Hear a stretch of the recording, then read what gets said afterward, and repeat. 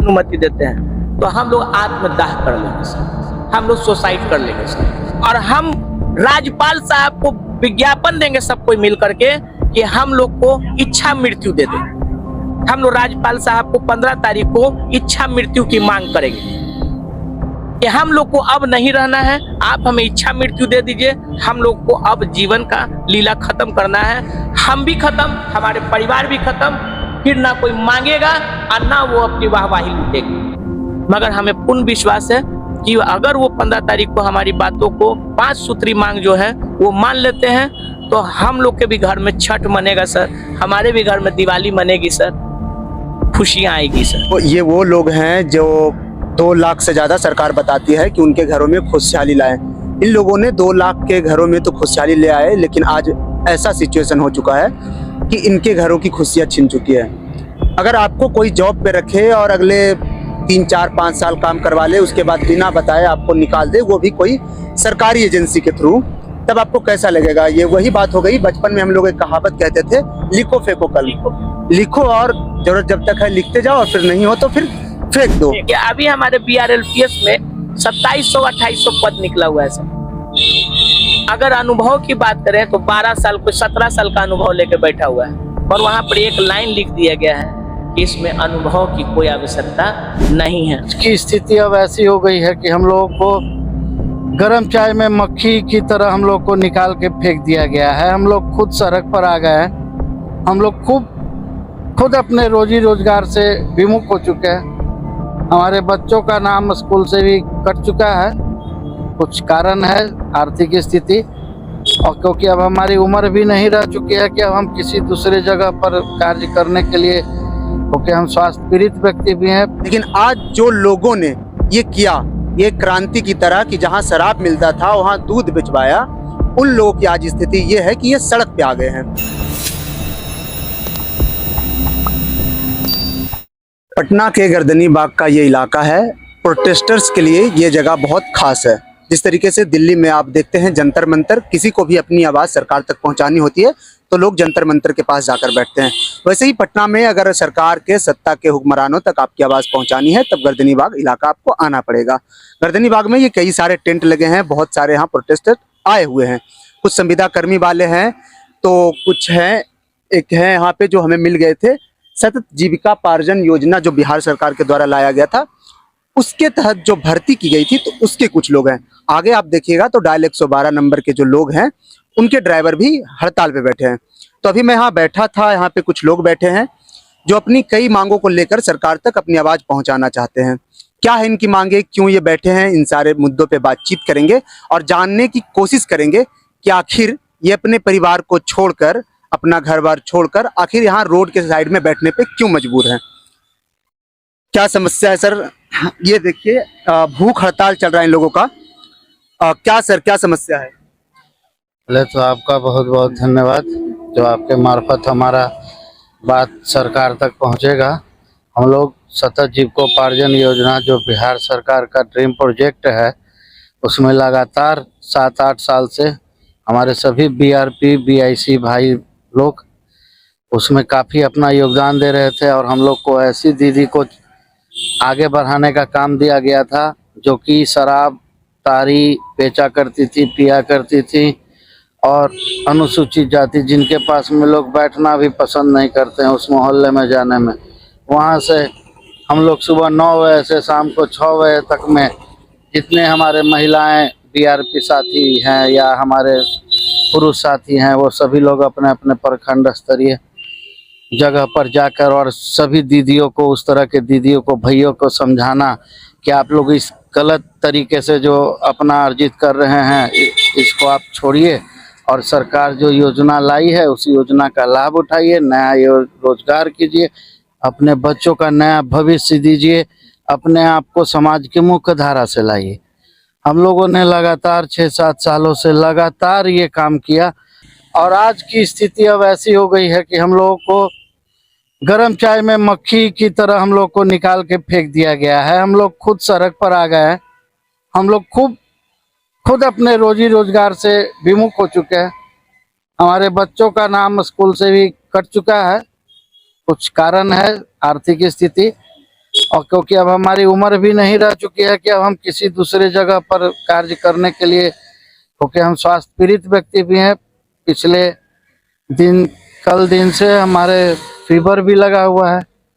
लेकिन मेरा सरकार से बस यही मांग है कि हम लोग सभी बीआरपी बीआईसी साथी को जल्द से जल्द पुनः बहाल करें, ग्रामीण विकास विभाग में समायोजित करें। 60 साल के लिए हम लोग को नौकरी पर रखा जाए और हमारा जितना वेतन पिछले माह से जब से हम लोगों ने नौकरी से हटा है हम लोग को वो दिया जाए।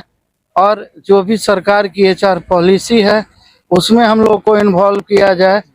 और क्योंकि हम लोग इस ऐसे क्षेत्र में काम करते हैं कि जहां पर दिन रात लड़ाई झगड़ा मारपीट होने की नौबत आ सकती है, क्योंकि शराब तारी से ताल्लुक वाला परिवार है। तो इसके लिए हम लोग को बीमा कवर भी दिया जाए, जिससे हमें अगर कुछ होता है तो हमारा परिवार। तो बस नीतीश सरकार से हमारा यही अनुरोध है कि जल्द से जल्द हम लोग का सुनवाई किया जाए, ताकि हम लोग भी अपने परिवार में सही से कार्य कर सके और उनका सहयोग कर सके। चुनाव का मौसम है। नीतीश कुमार सबसे ज्यादा जिस मुद्दे को भुनाते हैं उनमें से एक है शराबबंदी। शराबबंदी को लेकर महिलाएं नीतीश कुमार को वोट करती है, सरकार ऐसा दावा करती है। लेकिन जब शराबबंदी लागू हुआ तो शराब बेचने वाली जो औरतें थी या शराब बेचने वाले जो पुरुष थे या परिवार था, उनका एक तरीके से कहिए तो रोजगार छिन गया। तो ऐसे में सरकार ने सोचा कि क्या किया जाए उनका। तब उसने जहां तक मेरी जानकारी है कि सतत जीविकापार्जन योजना जो है वो लाया गया। जैसा ये लोग बता रहे हैं, इनका कहना है कि वो ऐसे घर जाते थे जहां शराब बनता था और उन्हें समझा बुझा करके शराब जो बनता था उसे बंद करवाएं, उनको समझा करके रोजगार से जोड़े, मुख्य धारा में लाने की कोशिश की इन लोगों ने। लेकिन आज ऐसी स्थिति हो चुकी है कि 2018 में इनकी भर्ती हुई और 2025 से यानी 7 सालों तक इनसे काम लिया गया। सरकार ने काम लिया और सरकार ने इसकी खूब वाहवाही भी की। जैसा सरकार का आंकड़ा है कि 2,01,218 परिवार ऐसे हैं जिनको इस योजना के माध्यम से उनके जीवन में खुशहाली आई, मतलब उनको कोई अच्छा रोजगार दिलवाया गया या काम करने का एक जीविका के तरफ से, जीविकोपार्जन योजना जो है इसके तहत से काम दिया गया एक तरीके से। तो इसका खूब सरकार ने ग्लैमराइज भी किया। लेकिन आज जो लोगों ने ये किया, ये क्रांति की तरह कि जहां शराब मिलता था वहां दूध बिचवाया, उन लोगों की आज स्थिति ये है कि ये सड़क पे आ गए हैं। इनके आंखों का आंसू ये साफ बता रहा है कि किस तरीके से ये अंदर से, मतलब आप खुद ही सोच सकते हैं कि कोई ऐसे सड़क पे आकर के बैठ रहा हो तो आखिर उसके जीवन में क्या मजबूरी रही होगी, क्यों कोई लड़ना चाहता है सरकार से। हमारे साथ और भी कुछ लोग हैं। क्या था आप लोगों का, मतलब जिस समय भर्ती हुआ था, आप लोगों की भर्ती करवाई गई थी, तो उस समय क्या प्रक्रिया था भर्ती का? जी, हम लोगों की जब भर्ती हुई थी हम लोगों को बताया गया था कि आप ग्रेजुएशन पास होना चाहिए, साथ ही साथ जिनका एक्सपीरियंस है वर्किंग का, जॉब का, उन लोगों को एक्सपीरियंस के आधार पे भी रखा गया था। तो जॉब हम लोगों को जब रखा गया था तो हम लोगों को ये कहा गया था कि जब तक ये परियोजना चलेगी या ये योजना है तब तक आप लोगों का रहेगा। 2027 तक वादा किया गया था। लेकिन हम लोगों के साथ 2000, जैसा कि हमारे भाई ने कहा कि चाय में पड़ी हुई मक्खी की तरह हम लोगों को निकाल दिया गया। तो ये कहाँ तक जायज़ है? एक तरफ हमारे माननीय मुख्यमंत्री जी सभी को रोजगार देने का बात करते हैं और एक तरफ हम लोगों को रोजगार से निकाला जा रहा है। ये कहाँ तक जायज़ है सर?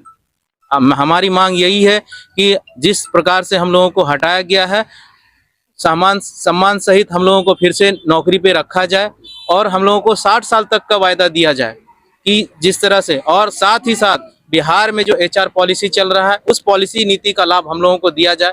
और जब से हम लोगों को हटाया गया है तब से लेकर अभी तक का जो भी वेतन है वो हम लोगों को जोड़कर दिया जाए। हटाने के समय कोई नोटिस वगैरह सरकार ने कुछ ऐसा दिया था कि मतलब आप लोगों को हटा रहे हैं, को बताया था ऐसा कुछ? जी नहीं, डायरेक्ट हम लोगों को बस एक मेल कर दिया गया कि हमारा ये प्रोजेक्ट खत्म हो रहा है, बंद हो गया। लेकिन उसके बावजूद भी जबकि ये प्रोजेक्ट अभी चल रहा है, ये अभी चल रही है ये योजना, इसके साथ ही अभी कुछ लोग हमारे 40 से 45 लोग जो हैं काम कर भी रहे हैं, लेकिन बाकी लोगों को क्यों हटा दिया गया?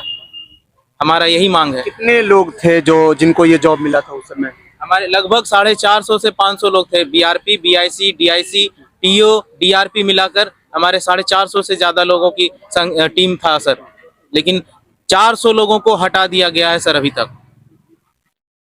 अच्छा, और भी लोग हैं, इनसे भी बातचीत करते हैं। कब से आप लोग बैठे हैं सर? तो आप कब से बैठे हैं सर? सर हम लोग 10/9/2025 से आम अनशन पर लगातार बैठे हुए हैं। आज हमारा चौथा दिन है और हम तो यही बोल रहे हैं कि जब 2018 में जब इसकी सूचना आई थी सतत जीविकोपार्जन योजना में, तो इसमें पद सृजन हुआ था एनजीओ के माध्यम से, जिसका नाम था बंधन को नगर। और भी एनजीओ थे, है ना, जिसमें संस्था के रूप में तो हमारा जीविका बिहार में है पूरी तरह से फैली हुई। तो जीविका अपने प्लेटफॉर्म दिया कि दीदियों के परिवार ऐसे ऐसे काम कर रहे हैं, शराब का, देसी शराब का, तारी का, है ना, ऐसे परिवार काम कर रहे हैं, इनको भी समाज के मुख्य धारा में जोड़ने का। तो ऐसे मुख्य धारा में जोड़ने के लिए तो बंधन को नगर ने आरडीडी के निर्देशानुसार मैन पावर का बहाली किया। तो 2018 में हम लोग मैन पावर के रूप में आए और जब हम लोगों ने ब्लॉक लेवल पर जाकर के, क्योंकि हम लोग बीआरपी और बीआईसी हम लोग को ब्लॉक लेवल पर रहना था, तो जब हम लोग ब्लॉक लेवल पर गए तो हम लोग बोले कि इन गाँव में जो दीदियां हैं उनको खोजना है, उनको परिवार को चिन्हित करना है। तो उसमें मद निषेध विभाग की तरफ से भी चिट्ठी आ रही थी, मद निषेध विभाग की तरफ से चिट्ठी आ रही थी जीविका को कि ऐसे ऐसे परिवार हैं, महादलित परिवार है या जो भी परिवार है वहाँ इस तरह का काम हो रहा है, उन परिवारों को जाके समझाना है। जब हम लोग बोलते थे बेसिकली मतलब जहाँ दारू वगैरह बनता था, ताड़ी वगैरह बनता था, तो उस काम जो आप लोगों को दिया गया था उसको बंद करवाना और हाँ, उसको अच्छा काम देना, उसको अच्छे रोजगार से जोड़ना कि वो मुख्य धारा का, समाज के मुख्य धारा में आ जाए। जब हम लोग उनके पास जाते थे तो वो लोग बात नहीं करना चाहते थे। हम लोग जीविका के स्टाफ से भी बात करते थे कि भाई हम लोग साथ में चलते थे, हम लोग सब जाते थे, ऐसा नहीं है, मगर जो ट्रेनिंग बीआरपी और बीआईसी को दी गई थी उस ट्रेनिंग को हम लोगों ने बखूबी उन दीदियों के परिवार को समझाया। और समझाया ही नहीं, उनको ये समझ भी आ गया कि अगर हम लोग ये देसी दारू और तारी का व्यवसाय करेंगे तो हमारे बच्चों का भविष्य अंधकार में चला जाएगा। और उन्होंने हमारी बातों को सुना और सतत जीविकोपार्जन योजना में उनको छोटे छोटे कुटीर उद्योग जैसे अंडा का दुकान, चाउमीन का दुकान, नाश्ता का दुकान, किराना दुकान, सिंगार स्टोर, है ना, मुर्गी फार्म, छोटे छोटे खेती, ये सब उनको करवाने के लिए हम लोग जीविका के माध्यम से अनुदान के रूप में उनको किस्त दिया गया। और वो किस्त के माध्यम से जब वो काम करने लगी तो एक बिहार में अलग वातावरण हुआ और हम लोग का भी मनोबल अच्छा लगा, हम लोग को भी अच्छा लगने लगा कि दीदियां हमारी दीदी के पट्टी बात सुन रहे हैं। जो पहले दारू बेचते थे वो अब अच्छा रोजगार कर रहे हैं, उनके बाल बच्चे का जीवन सवर जाए। हाँ, उसके बाद फिर एक चैलेंज आया कि ऐसे परिवार को भी अब चिन्हित करना है जिनके घर में 18 साल के मर्द ना हो, वो किसी भी कास्ट से रहे। तो अब हम लोग के पास ये था कि उनको कैसे किया जाए, क्योंकि एक बल्क लेवल पर आवेदन आना शुरू हो गया था, ब्लॉक लेवल में जीविका कार्यालय में, है ना। इसमें कोई पंचायत के स्टाफ या ब्लॉक के बीडीओ साहब का इस सब का हस्तक्षेप नहीं था, वो पूरी तरह से फुल्ली जीविका के अंडर में था, है ना। हमारे ग्राम संगठन जीविका के होते हैं, उन लोगों दीदियों का चयन किया।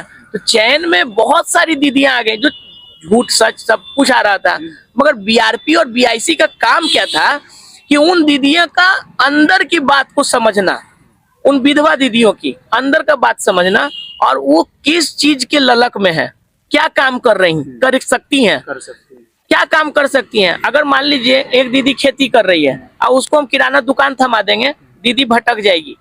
तो दीदी को हम लोग समझाए कि दीदी आप किराना खेती करती हो, बहुत अच्छा है, तुम 5 कट्ठा कर रही थी ना, अब तुम जीविका के माध्यम से 10 कट्ठा करो, आप खेती करके अपना अनाज उगाओ और अनाज के साथ साथ एक दुकान खोलो, 2 गो बकरी रखो, भैंस रखो। इससे तुम्हारे घर में चारों तरफ से जब पैसा आएगा, आमदनी आएगा, तो तुम्हारा बच्चों का विकास होगा दीदी, तुम 2 पैसा अपना बचत कर पाओगी। तो दीदी का कहना था कि हम तो समूह में जुड़े हुए हैं। हम बोले दीदी समूह में जुड़ना अपने आर्थिक स्थिति को मजबूत नहीं करना है, आपको पैर पे खड़ा होना होगा, उसके लिए आपको व्यवसाय करना होगा। और व्यवसाय का जो आदत हम लोगों ने दीदियों को लगाया, वो दीदी आप हर ब्लॉक के, हर प्रखंड के, हर पंचायत के, हर टोला में आप जाइए, आपको ऐसी दीदी मिलेगी जो सुखी संपन्न है। ये हमारी नहीं, ये बिहार सरकार की आंकड़ा है। 2 लाख परिवार को हमने, एक ग्रेजुएशन वर्ड होता है, 24 महीना में उनको इतना मजबूत कर देना कि उनकी आमदनी हर महीना 8 से लेकर के 15,000 हो गया। एक दीदी का आमदनी 8 से 15,000 हो गया। और जब हम लोग उनसे दीदी से बात करते थे, अभी प्रगति यात्रा हुआ था हाल में, हाँ, तो मुख्यमंत्री साहब जब गए तो देख के वो मुस्कुरा रहे थे, ये कह रहे थे कि मान गए, सतत जीविकोपार्जन योजना पूरी तरह से बिहार में सफल हुआ। उसके साथ एक बैग बिहार राज्य में क्या हुआ, बाहर से विदेश से लोग आने लगे इसको स्टडी करने के लिए। योजना की कैसा योजना है, कैसा लागू किया गया? न्यूज की आप कुछ कटिंग है, आप देख सकते हैं, पूरे विदेश के टीम आने लगे और आकर के बिहार में उसको सीखे और समझे। और इन लोग इथियोपिया के लोग बोले कि अब हम लोग अपने राज्य देश में जाके चालू करेंगे, तो हम लोग का मनोबल और मजबूत हुआ।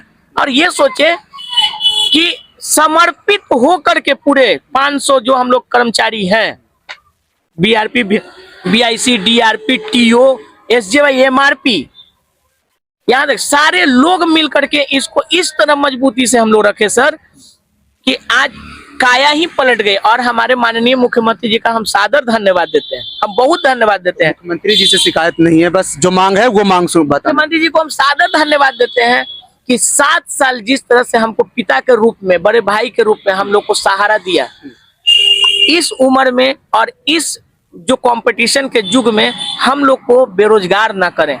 जो हम लोग को 31 मार्च 2025 से हम लोग को लगातार बैठा हुए हैं, कुछ जुलाई में हम लोग बैठ गए हैं, कुछ 2024 में भी बैठा दिया गया है सर। आज उन दीदियों के घर में चूल्हा जल रहा है सर, दीपक जल रहा है सर। आज हमारे घर में चूल्हा दीपक बुझा हुआ है सर। हम लोग कहाँ जाएं, हम लोग कहाँ जाएं, कहाँ रोजगार तलाशें? आप बोलते हैं कि 1 करोड़ अब नौकरी मिलेगी, आप वादा किए सर कि नौकरी और रोजगार, फिर उसमें जोड़ दिए कि नौकरी और रोजगार दोनों देंगे सर। तो हम लोग का तो नौकरी छीन लिए सर।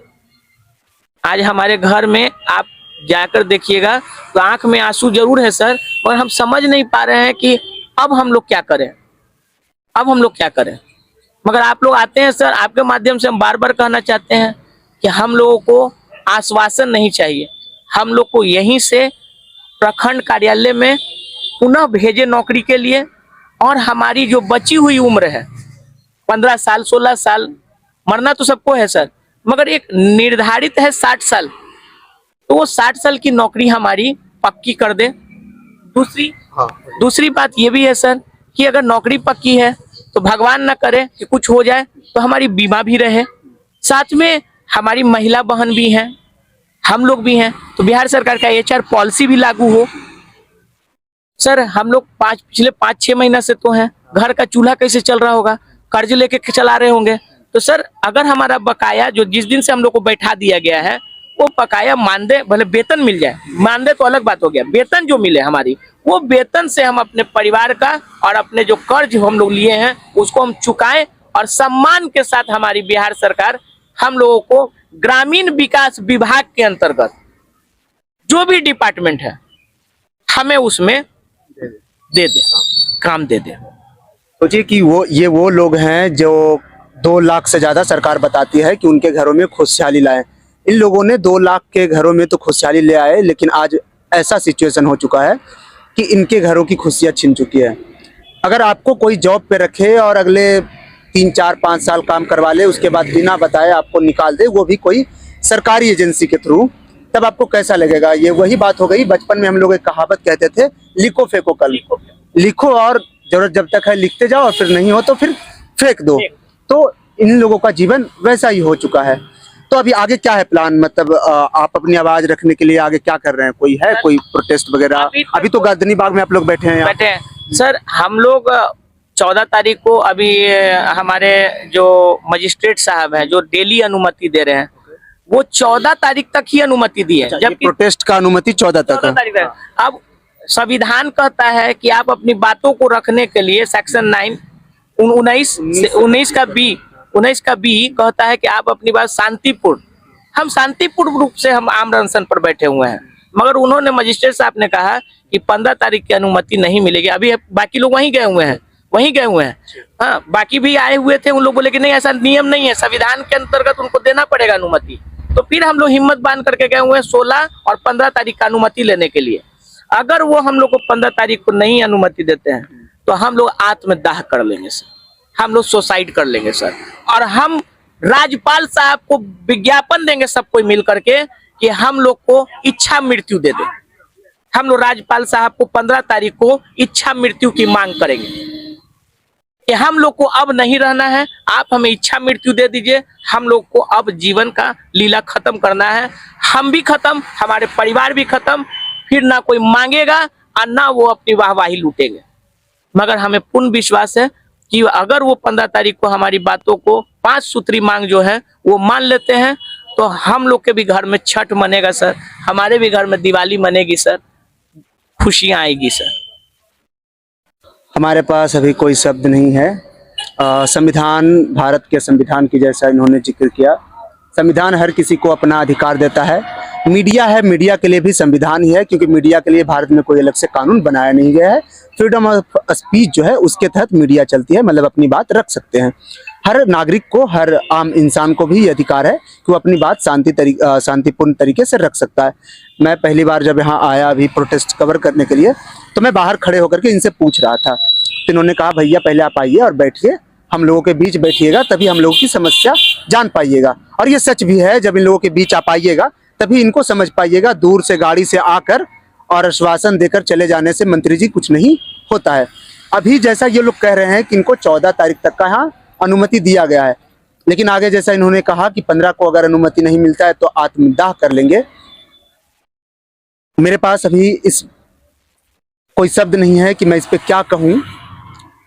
हर किसी का नौकरी के लिए आज हर कोई भागता है, और नौकरी ही सबका मूलभूत सुविधाएं। अगर आपको चाहिए तो पैसा चाहिए और उसके लिए नौकरी चाहिए। इन लोगों का नौकरी छिन गया है, और नौकरी छिन जाने से घर की स्थिति कैसी हो सकती है आप समझ सकते हैं।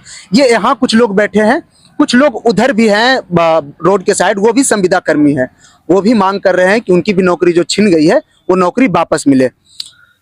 उम्मीद है कि आप लोगों को पहले तो प्रोटेस्ट का आगे का जो आपकी बात है वो सरकार तक पहुंचे। हमारी जितनी कोशिश होगी, द लोक धर्म की कोशिश होगी, अगली बार हम पूरे टीम के साथ आएंगे और इनकी पूरी जो समस्या है उस पर एक डॉक्यूमेंट्री करने की पूरी कोशिश करेंगे। लेकिन ये जो आप आत्मदाह की बात कर रहे हैं, इच्छा मृत्यु की बात कर रहे हैं, आखिर जीवन में क्या ऐसा हो गया कि आपको एकदम बिल्कुल ऐसा लग रहा है कि अब जीने का कोई मतलब ही नहीं रह गया? अगर आप किसान अगर ये नौकरी छूट जाएगी, मैं नहीं चाहता कि ये नौकरी आपकी छूट जाए, बिल्कुल सरकार आपकी बात सुने, सरकार आपकी बात समझे और आपको वापस काम पे, रोजगार पे लौटने का मौका दे, लेकिन सिर्फ यहीं तक जीवन सीमित है। जी, ये बात सही बोले कि इंसान के पास बहुत सारा विकल्प है, मगर सर आपने तो कई 2 लाख, आप आंकड़ा भी है सरकार का, 2 लाख लोगों के घरों में रोजगार लेके आए। वो भी तो पहले शराब बेचते थे, दारू बेचते थे, उन लोगों ने अपना रास्ता बदला। हाँ, तो फिर आखिर जीवन यहीं तक सीमित है? आप नहीं सर, ये बहुत बड़ी बात है कि मनुष्य के लिए जीवन एक ही जगह सीमित नहीं है, अन्य विकल्प भी होते हैं। मगर आप देख रहे हैं कि जो स्ट्रगल का दौर है, उस स्ट्रगल के दौर में एक तो हम लोग जॉब लिए और उस जॉब में निष्ठा के साथ अगर काम चोरी होगी तो हमारा प्रखंड का रजिस्टर खोल करके, MIS खोल के, जो ऑनलाइन है पूरे विश्व में, उस MIS को खोल करके देखा जाए कि BRP और BIC ने क्या काम किया। तो सर 24 आवर हम लोग अगर उस पर मेहनत किए होंगे तो समय अन्य काम के लिए नहीं मिला होगा। और सर बिहार में क्या, पूरे देश की बात करें तो रोजगार के लिए रोज दिन कंपटीशन की तैयारी हो रही है। आज अनेकों युवा लड़का है जो कंपटीशन की तैयारी कर रहे हैं, मगर हमारी फुल्ली फोकस अपने ड्यूटी और अपने घर परिवार को संभालना था, ड्यूटी और घर परिवार को संभालना था। और उस ड्यूटी और घर परिवार के चक्कर में आज आप कंपटीशन की बात करें कि आप कंपटीशन दे करके अन्य प्रतियोगिता परीक्षा की तैयारी करिए, तो क्या आज के एज में हम लोग को 5 दिन 10 दिन महीना भर में करेंगे? अगर 5 दिन 10 दिन हम पढ़ने लगेंगे तो हमारे बच्चे कब पढ़ेंगे? हमारी बीवी या हमारी बहन बेटियां कब पढ़ेंगी? तो सर कहीं ना कहीं हम लोग के साथ वो भी मजबूरी है कि हम कंपटीशन का तैयारी नहीं कर रहे हैं। हमें बस अब एज भी नहीं रहा ना कंपटीशन का तैयारी करने का। भी नहीं रहा सर। अब बाल बच्चे पढ़ेंगे, उनको अच्छे स्कूल में पढ़ाना है। आप थोड़ा सा हिचकेंगे अगर मैं आपके माध्यम से एक बात रखना चाहूंगा कि अभी हमारे BRLPS में 2700-2800 पद निकला हुआ है सर। अगर अनुभव की बात करें तो 12 साल को 17 साल का अनुभव लेकर बैठा हुआ है, और वहां पर एक लाइन लिख दिया गया है कि इसमें अनुभव की कोई आवश्यकता नहीं है। तो सर इस स्थिति में आप हमें कंपटीशन में भी बैठाते हैं तो हम तो वहां जाके छट जाएंगे, क्योंकि हमारे सामने अनेकों युवा लड़का हैं जो बहुत नामी ग्रामी इंस्टीट्यूट में पढ़ रहे हैं। उनके और हमारे में आकाश जमीन का तुलना रहेगा। पढ़ेंगे मगर वो तुलना आकाश जमीन का रहेगा, और कहीं ना कहीं हम वहां पिछड़ जाएंगे। क्योंकि हमारा अनुभव भी वहां पर फेल होगा, उम्र भी फेल हो गया है ना। तो आखिर हम जाए तो जाए कहाँ? जिसको हम लोगों ने सींचा है सर खून से, आज हमको वहां से बेदखल कर दिया गया। और ऐसा एक बार नहीं हुआ है सर, आप पलट करके पन्ना देखिएगा तो हम लोग कर्मचारी आईडीडी में और भी थीमों में काम किया था, वहां से भी प्रोजेक्ट को क्लोज करके इसमें डाला गया, इसको क्लोज कर दिया। अब हम लोग कहां जाए? हम लोग कहां जाए? ठेला खोल दें, गुमटी खोलें, अंडा बेचें, पकौड़ा बेचें, तो फिर तो आप बोलिएगा कि ये करके पकौड़ा का दुकान खोल ले हैं। तो आप 1 करोड़ नौकरी की बात कहां से कर रहे हैं सर? रोजगार की बात कर रहे हैं सर, तब खुशी की बात होती। या फिर बीए करके बकरी चराए, या फिर बीए करके बकरी चराए। क्या सरकार को शोभा देगी कि आपके राज्य में आपके ग्रेजुएट व्यक्ति बकरी चराए, गाय चराए, भैंस चराए? क्या ये शोभा देगी सरकार को? क्या लगता है आपको? यही चीज कह रहे हैं कि जब हम लोगों को जब एसजेवाई शुरू हुआ था तो 2018 में शुरू हुआ, और जैसे ही एसजेवाई शुरू हुआ उसके पहले मेरा ज्वाइनिंग है। मैंने पहली बार पंचायत लेवल पे काम किया, जो एमआरपी पद होता है, मास्टर रिसोर्स पर्सन, उसमें अच्छा काम किए। और बहुत अच्छा काम करने के बाद 1 साल के बाद बीआरपी पद का सृजन हुआ ब्लॉक लेवल पे, तो उसमें हम लोग आए फाइट करके, है ना। तो जितना हम लोगों ने योगदान दिया, अब बताइए कि अब इस दौर में हमने 6 साल कहीं और दिमाग लगा दिया, आज कहिए कि भैया कंपटीशन आया हुआ है, फॉर्म आया हुआ है, उसमें भर दीजिए। क्या संभव है कि किसी के लिए बराबरी का मतलब हो सकता है कि बराबरी कर सकता है आदमी? हमारा स्टार्टिंग कंपटीशन का मतलब क्या होता है? स्टार्टिंग की लाइन एक होनी चाहिए ना। अब कोई व्यक्ति वहां पे खड़ा हुआ है ना। आप तो 6 साल काम कर रहे हैं, काम के समय पढ़ाई तो ऐसे भी नहीं होती है, तो आप तो पीछे 6 साल ऐसे ही हो गए। 6 साल हम पीछे चले गए हैं, और जो 6 साल पहले उसके बराबरी हम कैसे कर सकते हैं? ये कहाँ का न्यायपूर्ण बात होगा, आप बताइए। उसमें भी अगर होता कि जो लोग पहले से काम कर रहे थे उनको अलग से वेटेज दिया जाए, है ना। ये होता है आमतौर पे, यही चीज होता है कि भाई जो जितना आरक्षण दिया, हाँ, उसका अलग से कुछ रिजर्वेशन मिले ताकि वो उसमें आसानी से समायोजित हो सके। तो उसमें भी तो वो भी नहीं आपने किया, आपने ओपन चैलेंज कर दिया। तो ये हम लोगों के लिए क्या न्याय है? लगता है कि न्याय हो सकता है? सरकार तक अगर ये बात पहुंच रही है तो आपसे भी अनुरोध है कि ऐसे किसी का फायदा उठाकर उसे दूध के गिलास में पड़े हुए मक्खी की तरह निकाल के मत फेंकिए। इनका भी परिवार है। जिस तरीके से आपने ये प्रचार किया कि 2 लाख परिवार के जीवन में ये खुशियां लाए हैं, तो इनका भी खुशियां छीनने का आप काम नहीं करें, इनकी भी खुशियां इन्हें वापस लौटा दें। बाकी बिहार में चुनाव है, कुछ महीने बाद चुनाव आ रहा है, कुछ दिन बाद चुनाव आयोग चुनाव की घोषणा भी कर देगी। तो ऐसे में आप सबके लिए मुश्किल भी खड़ा हो सकता है जब वो हम लोग सामूहिक रूप से राज्यपाल साहब के पास जाएंगे और एक आवेदन देंगे कि हम लोग को इच्छा कितने तारीख को राज्यपाल के पास आप लोग जा रहे हैं? हम लोग 16 तारीख को राज्यपाल साहब के पास जाएंगे और हम लोग इच्छा मृत्यु की मांग करेंगे। ये एक ही मांग करे हुए हैं कि इनको इच्छा मृत्यु या तो चाहिए या फिर नौकरी, या तो नौकरी में ये वापस ले या फिर इनको इच्छा मृत्यु का आदेश दें।